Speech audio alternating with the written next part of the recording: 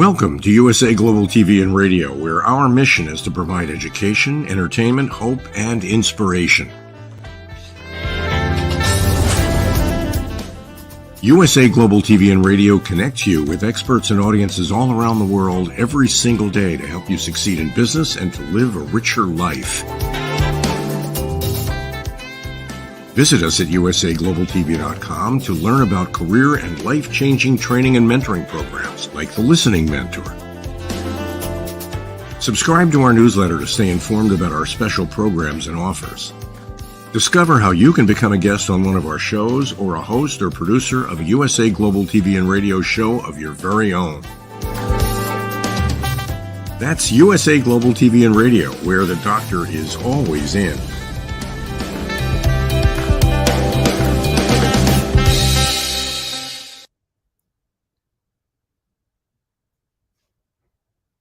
Hello, everyone. Good morning, good afternoon, good evening, and welcome home to USA Global TV and Radio. I'm Dr. JACALYN KERBECK, and our show today is Your Story, Your Grief, Your Journey. Our topic is what to say with someone who is living with grief. This is a difficult thing. Many times we feel uncomfortable and awkward. We don't say anything, or we say the wrong thing, and we just don't know how to show up for someone we love or care about who's going through the situation. We're going to find out more from the star of our show. He's an expert in this area. His name is Doug Lawrence. Let's welcome him and find out what he's been up to. Doug, nice to see you. Hello. Yeah, great to see you as well. And, hello to our listening and viewing audience all over the world. And, we want to thank you for taking the time today to join us for this conversation. And it's definitely one that tugs at my heartstrings quite a bit. So I'm hoping that it will tug at your heartstrings, but in a more positive way, and that you take something away from today's conversation. Thanks so much, Doug. And also thanks always for your transparency and for making the time to talk about subjects like this. I know when my dad passed away, it was a long and painful journey, and I was right there by his side. And what I found afterwards was that I knew exactly who reached out to me, and I knew who didn't reach out to me. And I knew the people who made an attempt, and you could just tell they didn't know what to say. Sometimes people would call up and say, "Hey, how are you doing?" Kind of like, and it just, there's that dead silence, and you almost feel like you're the one caring for them, that you have to make them feel comfortable. So you recently lost your wife, and you've been through a lot. And I'd love to hear from you firsthand. What were some of the things that you encountered when people would either contact you or not contact you? It was probably more on the side of not contacting me. And I think as I reflect back now, I think of the ones that did reach out and say, we should get together for a coffee, or let's go and have, dinner or something like that. It was an empty commitment or an empty promise, because we never went for coffee. We never went for, dinner or anything like that. We never had a conversation of any sorts that I was sort of expecting as a result of that conversation. And one thing I've learned on my journey in dealing with, mental health, but more importantly with dealing with grief, is that if you say that you're going to do something, you need to follow through and do that, because the person on the receiving end, the person who's dealing with grief, you're helping them fill a void that's in their life for today. And by holding out sort of I'm trying to think of the word, but by extending your hand and sort of saying, let's go for coffee or let's go for dinner, and that you've given them false hope, because that's something that they need. They need somebody that they can interact with. And sometimes it can be so much as not even talking at all. It can be just listening. So true. And Doug, what would you say to someone? I've experienced this too, where people will say, "Hey, we need to get together," and a lot of just empty talk. But when you're really going through something and you lost someone who means so much to you, you really need that camaraderie. You need those set of ears for people to listen. And then they kind of like dangle that carrot and then rip it away. Is that someone you'll speak to afterwards? You have to do that whole thing of forgiving them. So, what's been your process? Have you readily forgiven those who have done this?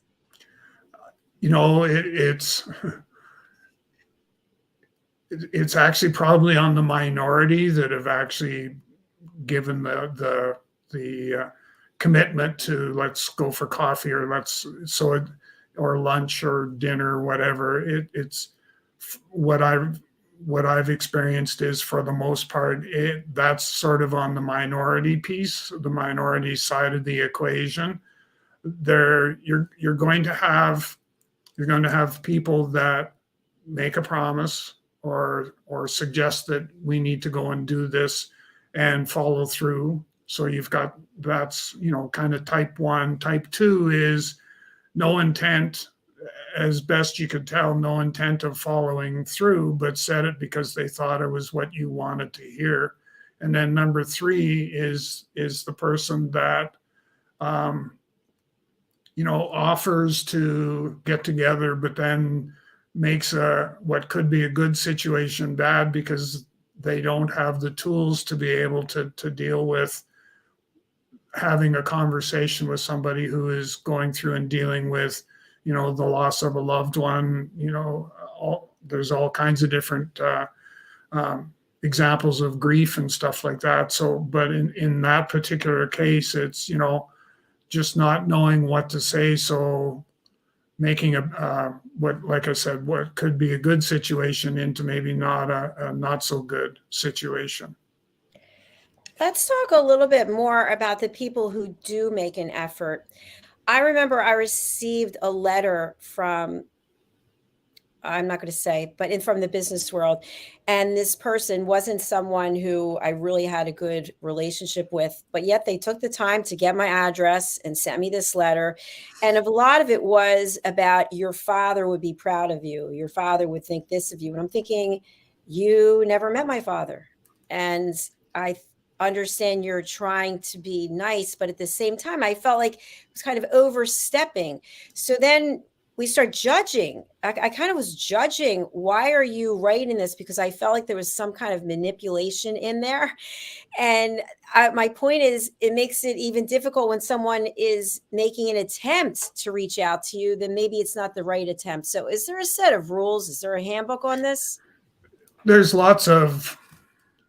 isn't a set of rules. There's definitely some suggested paths of travel that you can take.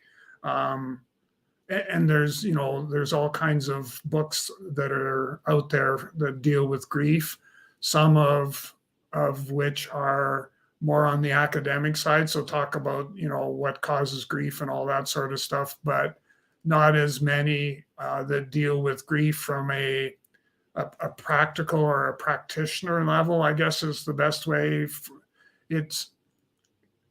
It would be, instead, it would be basically taking, the actual, and I don't want to call it the practice of dealing with grief, but it would be taking grief from a fundamental perspective and sort of being able to move forward with that. There's some things, that if you're going to have a conversation with somebody who is going through grief, number one, it's okay to say how sorry you are, but don't say, I know how you feel, because you don't.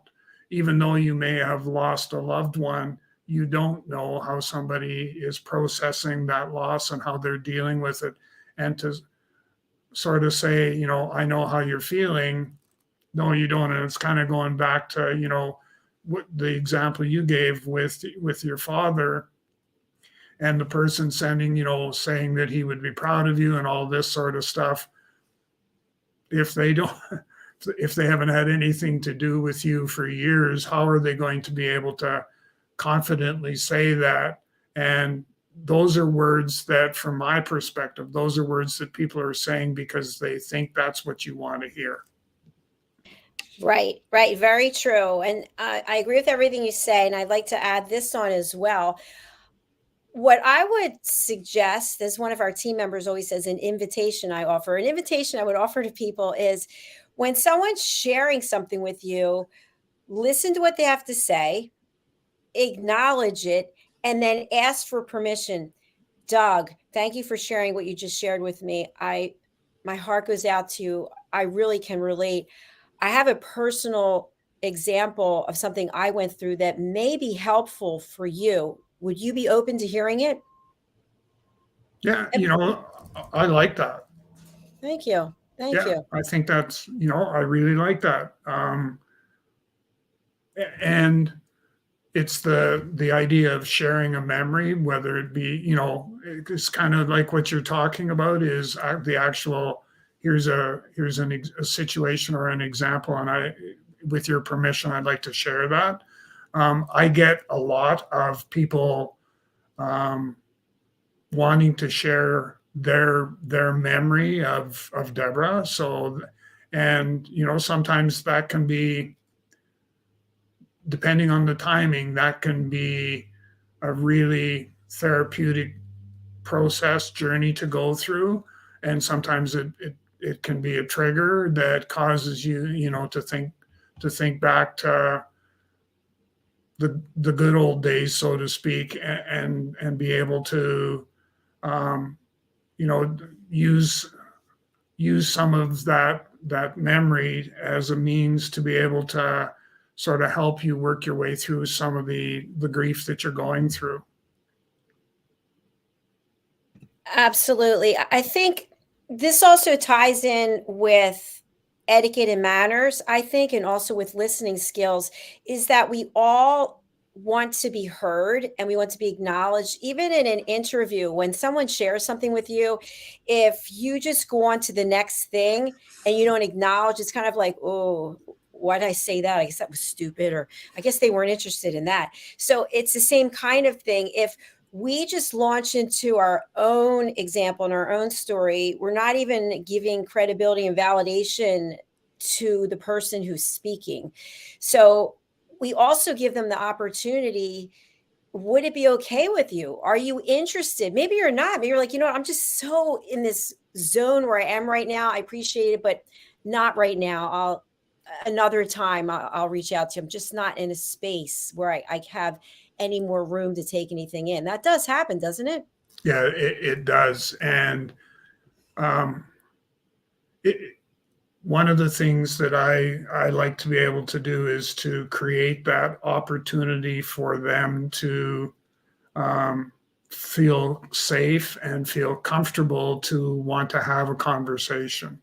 So I'm trying to offer them a space to talk, and my function or my role in that relationship is to just listen and be non-judgmental and just basically be there to listen. And that is very therapeutic in a number of ways. It is. And I think we also want to point out that while we're making suggestions and giving tips, it's not like when you reach out that you should have your hand slapped for making an attempt to console someone. I think it's about being empathetic, compassionate, and being able to deliver a message that isn't offensive and isn't assuming I know how you feel, or assuming what you should be doing at this point in time. That's another one that we've talked about quite frequently. But sometimes we base our own experience, oh, I lost my whatever, and so I already moved on and doing this, and you're still doing that. And that's not the way to be. We're all individuals and we all handle things differently. We do. And it's so hard for some of us to not say anything, that we get into those situations and we want to, we want to fix the world, and we want to provide whatever solution I possibly can provide for you so that you'll feel better and all that sort of. But sometimes it's just a matter of knowing when to just listen and hear, and like I said, be non-judgmental. And it's like you had said, is that if I happen to stick my foot in my mouth and I go, based on watching body language and sort of the response back to something I may have said, I need to be intuitive enough to be able to pick up on that, and then to be able to, to counter with, I'm so sorry, I'm sensing that I may have offended you. Please accept my apology. And is there anything that I can do to, to help you work your way through this particular situation? And I've had people that have said, you could listen and hear what I have to say, because no one else does. And so that's an example of how to navigate out of what is starting to become a not so nice of a situation, certainly for the individual that's going through the grieving process. Yes, more great tips as well. Thank you, Doug. I'd like to talk a little bit about this, because this has happened. You are close with someone. They were also close with the person who passed, in this case with your wife, and they know what they're feeling, and they're feeling their own sense of loss. So not only are they grieving, but they know that you're grieving, and they just don't know what to say. So they pick up the phone and you answer, and they just tell you the truth. I'm so devastated for you. I'm so devastated for your family. I'm devastated for myself. I don't even know what to say.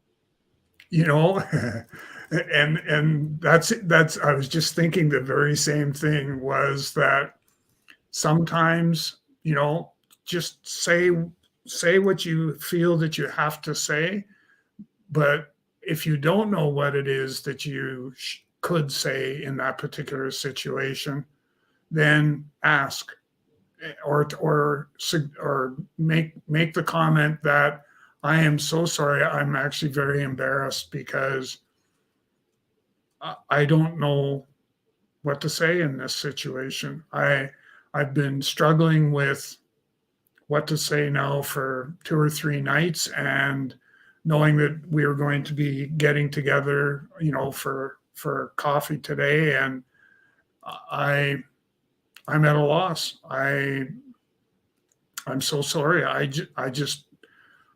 don't know what to say. The only thing that keeps coming to mind is, I'm sorry for your loss, and and that's the extent of it. And I think if I would rather people do that with me, like just tell me, I don't know what to say. I'm very uncomfortable with this situation, and I'm sorry, but I don't know what to say, and stop there and do what you should be doing, which is listening to see what the response is coming back. Excellent. Excellent. I hope people are writing this down and just remembering it. What about this one, Doug? I don't call you, but I make a donation to Wounded Warriors or American Cancer Society, or I send flowers to the church, or I pick up a Hallmark card and I sign my name, but I don't contact you directly.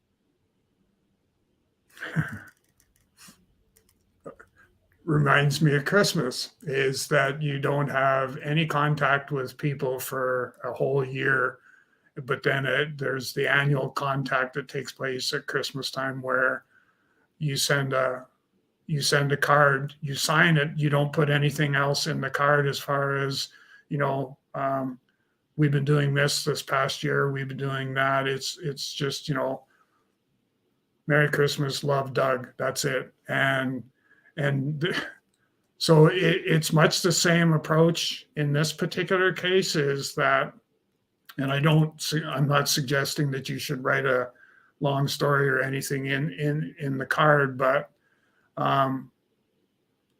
I know that what I've done is when someone has had a loved one that's passed on and I've gone to the funeral, I've done the sympathy card thing, but I've also made a point of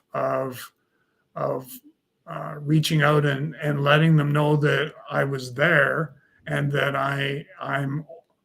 I'm open to us getting together at a time when it's convenient for them to get together for coffee or a lunch. And what's interesting is I've extended my hand, I've reached out, and I've made the offer, and now I'm kind of sitting back now and waiting to see if they're going to follow through on my offer or not. And I think, the thing that's a very precarious position to end up being involved in, where you're not sure, okay, so we had a conversation at the church and we had agreed that we would, get together when the timing was right, and that I had indicated that I was going to leave that in their hands to be able to decide. And I still haven't heard from some of these people that, I'm in a better place now. Let's get together. And I guess that's probably the one thing to think about.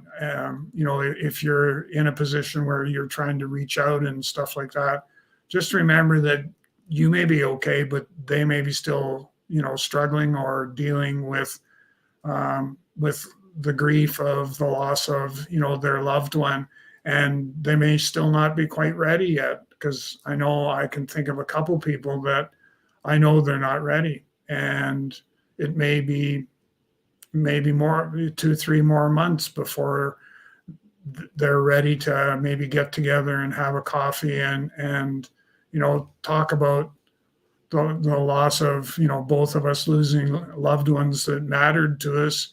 In the one particular person's situation, it was the loss of a parent. In mine, it was the loss of my wife, Deborah. So it's understanding that both of those would be dealt with individually, and both of those your grief would be spelled out in a different context based on who it is you're grieving about, or who you're grieving over.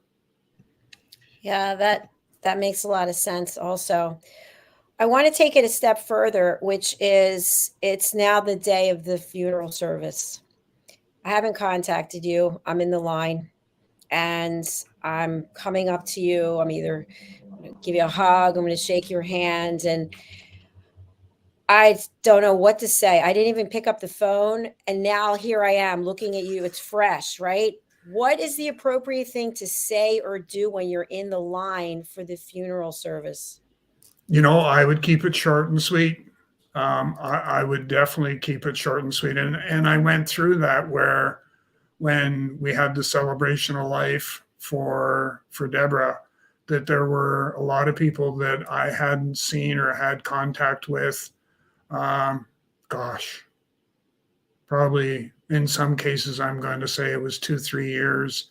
And, they came up to me at the celebration of life, and, we're so sorry, and the big hug and all that sort of stuff. But, what's, you almost have to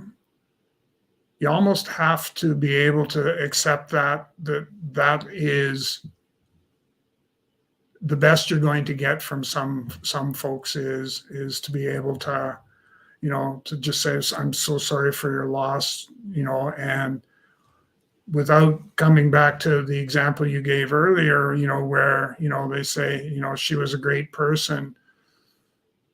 I would probably, if that was me, I would likely not. I would keep it to, short and sweet, so to speak, based on the nature of the relationship that we've laid out here for our listening and viewing audience, is that keep it short and sweet. So you don't make some comments that you may kind of wish if I could have a mulligan or a do-over, those comments would be ones that I'd want to do over. So, and I just remember I was thinking of a funeral that I went to not too horribly long ago, and I was very, very mindful. I selected my words carefully because I wanted to be respectful.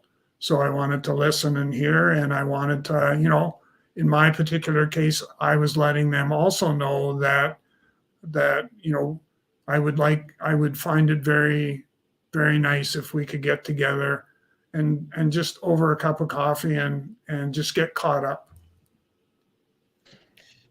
Now, I'm envisioning the line, right? And I'm saying whatever. And I think that was spot on what you said. Keep it short. Now the casket is there if it's an open casket. And I know people have said this to me. It's especially children. It's awkward. They don't know what to do. There's the person that they knew when they were living, and now they're lying there, and they may or may not resemble themselves. How long do you stay there giving your goodbyes? Short and sweet. Like a time, like a minute? A lot of it boils down to what you're comfortable with, but for me, I would probably end up going up to the casket and just pausing for a couple minutes, and I may say a silent prayer, but then I'm spiritual, so I would I would pick a prayer of some sort that I would use, but that's me. I'm not suggesting to any of our listening and viewing audience that that's a must do, but for me, that's what gives me solitude, is to be able to number one, acknowledge that they've passed, and then number two, to be able to share a prayer with them and keep it as, like I said, short and sweet. And I find yourself a couple passages that have some meaning for you and meaning in regards to the relationship that you had or didn't have with that particular individual. But I certainly wouldn't be standing there by the casket for anything longer than a couple, 2-3 minutes. And once again, it's dependent on the relationship that you had with that individual. Absolutely. Good direction. I think what people need to realize, if you haven't gone through something like this, if you haven't been in that line, first of all, when you lose someone, you are going through so many emotions. And in the meantime, you still have to make all of these plans for the funeral and for the get together and the burial, everything. It's emotionally exhausting. Sometimes finances come into play. Maybe the family member, they didn't have a will, or they didn't have enough money for the funeral, whatever the case may be. Now you have all these personalities coming together, and then you get up there and you're in the line and you're nervous yourself. You're nervous yourself because you're exhausted. You're trying to keep it together. And at the same time, you look and you see, if there is a long line. So I think your point is spot on. Be courteous, be gracious, be empathetic, and continue moving on. What about when there are family members in the line that you don't know? You never met them before, and now do you say something different to them than you said to the person you do know? Number one, keep it short and sweet. So, because it's a place or a position that you're going to put yourself in if you go beyond the short and sweet idea.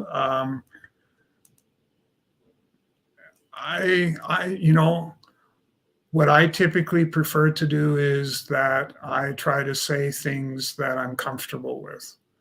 So one of the things that I always I use is when I know that somebody's dealing with grief, and even in some other situations. But I always will say, I'm sending you lots of love, light, and healing, and keep that short. That's my short and sweet, or my deepest sympathies on the loss of, and don't be afraid to say the person's name. My deepest sympathies on the loss of Deborah. But then that's it. Don't get into, she was a great person. If you haven't had much to do with the family in particular, and then you go and make a statement like that, sometimes people will question your sincerity, as far as it relates to the compassion that you have for, say I'm going through grief and everything else. And then, you make those statements, and then I'm starting to think, well, did that person really mean that, or are they? And I'm a bad person because I'm typically, when it comes, and I think it's my mentoring background, is that when I'm very intuitive and very much listening to what people are saying, and from that I draw conclusions or thoughts about, because when I was mentioning earlier of, some people coming up that I hadn't seen in 2 to 3 years, it would be much the same sort of thing where, they decide to, struggle with what it is that they should be saying. So they just say whatever's, she, like we talked about earlier, she was a great person. And I'm right away, I'm sort of thinking, well, yeah, I know that, but how do you know that? I agree with everything you're saying. I also have something on the flip side of what you said. When someone hasn't met someone, and I'll give an example, someone never met my dad, and they came up and they go, "Hey, I'm so sorry that Jack passed on." I'm thinking, Jack, you don't even know my dad, like, you know me, and now you're going, his name's John, you're calling him Jack, like, and it could be totally innocent, but if they never met the person, so I'm so sorry about the loss of your wife. I never met your wife. If I said I'm so sorry about the loss of Deborah, is that okay with you? Does that feel okay? It does, and in some of the readings and stuff that I've done on kind of, do's and don'ts, and that they actually encourage that if you do know the name of the person, that you make reference to, in my case it would be Deborah, but be very mindful of how far beyond that you start to go, because if you get into she was a great person, yeah, I know that, but I lived with her for X amount of years, so I would expect that I would know that, but I wouldn't expect that you would know that, nor would I expect that you would be comfortable enough to want to make a statement like that, that she was a great person. Okay, you haven't seen her in 3 or 4 years. Where are you getting this idea from? And I think of, she had a friend, male friend, who used to drop in to her place of work every so often. But the thing here is that he thought enough of her that he made a point of, it may have been 2-3 times a year where he would stop in her place of work and have a coffee and just chat and get caught up and all that sort of thing. He came to the celebration of life, and he went to the front of the room where we had, a collage of pictures, and we had the urn and all that sort of stuff. And he got down on his knee and said a prayer. And here's somebody that, didn't have, a fairly frequent visit schedule, whatever you want to call it, with Deborah, but it was important enough for him to do that because he had a good relationship with her, and he wanted to honor that. So, a different approach. To be truthfully honest, from my recollection, he was the only one that actually did that. And that's why I think, it resonates with me when I think of different experiences and stuff that I've gone through as a result of Deborah's loss. That's one that sort of stands out. And my heart is touched by how touched you are. So, which brings me to the last point before we close out this particular show today, which is when it's fresh, when someone's just passed, people are sort of tiptoeing around. And then as more time passed, I've noticed sometimes people get a little, I'm trying to think of the word. It's almost like, oh, he or she passed away. It's been 5 years. It's been 10 years now. And they start talking about the person and saying things that you might take personally. It might come to your heart and say, I'll give my dad, for example. Oh, your dad, he this, that, or the other. And I'm thinking, I'm sorry, my father is no longer here. Why are you mentioning his name? And why are you? So I think people think that just because a certain amount of time has passed, that it's okay to just say whatever they want to say about your loved one. How do you feel about that? I would truly be offended that people would do that. That, to me, that's disrespectful. That you would, even though, and your father, Deborah, it doesn't matter who it is,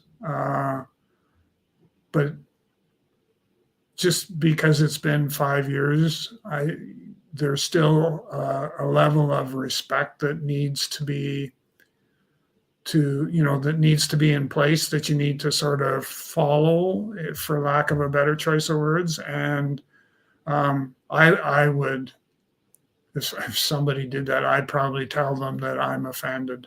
And, she may be gone in your mind, but in mine, she'll never be gone. And yeah. Woo, we have some heavy topics today, Doug. And I hope people are thinking about some of these things, because we are sure to be losing people at some point in our life, and knowing what to say and how to show up, and think about how you would feel if it were reversed, and how you want people to share. And you and I are both sharing about things that people have done, haven't done, wish they could have done. We're not over what they did or didn't do. And yet it's there for a long time. And at some point we have to, I think, offer grace and forgiveness to the other person and also to ourselves. But it's something to really think about before you take action or open your mouth. Well, it is. And, the whole idea about forgiveness and that, I'm good, that's definitely something that I'm very much open to, to do. But at the same time, I also, I'm hoping that people are open enough to, when, I'm about to go ahead and give forgiveness, I hope they understand the magnitude of what that actually means, in that, we've worked through, or actually what you probably could do is to turn this into my favorite term is into a learning opportunity. So 3-4 years down the road, you're suggesting, okay, so, it's been 3 to 4 years, Deborah's moved on, or she's passed, and it's been 3 to 4 years, and you've probably moved on. Well, no, I haven't.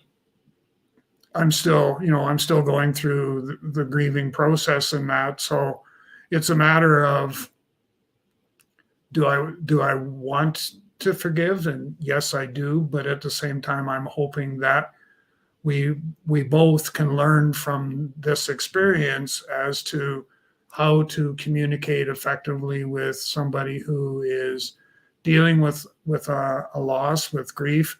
And it just reminds me, I was connected with a gentleman on a networking platform, and we were having a conversation about grief and that. And he had actually indicated that I think it was his son had passed 12 years ago, and he said, there isn't a day that goes by that I don't feel sad, because I think of all the missed opportunities that my son and I would have been able to have had he not passed away.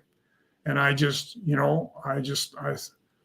thought, here we are, people are saying to us that, it's been 2 or 3 years, you probably have moved on. And yet here we have a gentleman who lost his son, and I don't recall what the reason for, and it's not that important as to why, but the fact that he was still going through a grieving process, and it's been 12 years.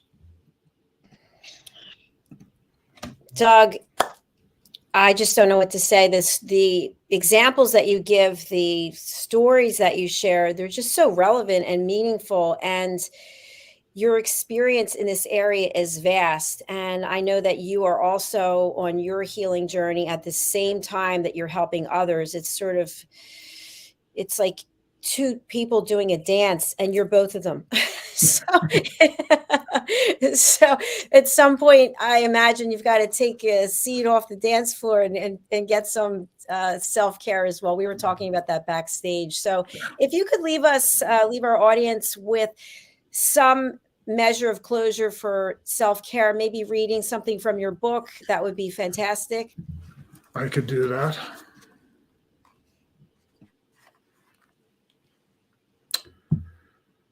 Finally, this book is for all the mentors out there that want to make a difference in the world and want to be able to be part of the support structure that we've talked about. Now is the time for you to take that step and to guide that person suffering from mental health challenges, poor mental well-being, PTS, and OSI to a place of healing with you by their side. Do not despair. There are solutions out there that can help with the healing process that do not need to be cloaked in a stigma. One of those solutions is mentoring. And I know that you have a ton of questions as to what is mentoring and how would it be of any value in being part of the support structure for these illnesses. I've been mentoring most of my life, training others to mentor, speaking about the power of mentoring at all levels, and mentoring in over 30 plus industries. I want to take you on a journey with this book. I will answer the questions that you have concerning what is mentoring, and I will show you how mentoring can be part of the support structure. Mentoring can and will be a solution to a failing support structure. Brilliant. Thank you so much, Doug. I appreciate you sharing that with us. How can people reach out to you, and who would you like to contact you? I'm open to anybody reaching out, whether you are dealing with mental health, whether you're looking for a mentor for whatever the reasons. I'm here for you. You can reach me on my website through www.talentc.ca, and go to the contact page, and we'll make a connection through that. You can reach me on LinkedIn. You can direct message me that way, and I'm fairly active, so I'm easy to find on LinkedIn. And then finally, and this is probably the easiest one for all of us, which is just send me an email, and you can reach me at doug.lawrence@TalentC, so the word talent, letter C on the end, .ca, and I'll get back to you as quickly as I can. Thank you very much, Doug. And Doug and I are looking forward to welcoming you to our next show coming up right after this, Stories of Hope, Inspiration, and Overcoming Adversity. So thanks for being here, Doug. Thank you.